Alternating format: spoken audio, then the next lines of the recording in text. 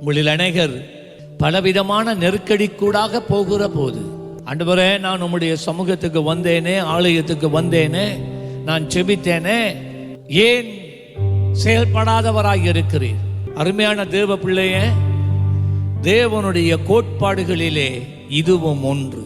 தேவனுக்கு நீ சொல்லாமல், தேவனிடத்தில் எந்த உதவியை நீ கேட்காமல், அவர் தாமாக வந்து எதையும் செய்ய போகிறவர் அல்ல. அநேகருடைய வாழ்க்கையில வருகிற போராட்ட பிரச்சனைகளை 1000 பேருக்கு, மனுஷருக்கு போய் சொல்றீங்க. அதாலதான் இன்றைக்கு வரைக்கும் உங்களுடைய பிரச்சனைக்கு தீர்வு வரல. மனிதன் என் மேல பரிதாபப்பட வேண்டும், மனிதன் ஏதாவது ஒரு வகையில எனக்கு உதவி செய்ய வேண்டும் என்று ஓடுகிறீர்கள்.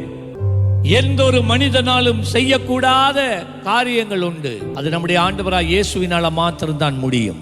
ஆகவே இதுவரைக்கும் தேவன் செயல்படாமல் இருக்கிறார் என்றால் அதுக்கு காரணம் நீ தேவனிடத்துல போய் அவரை தட்டி எழுப்பல்ல.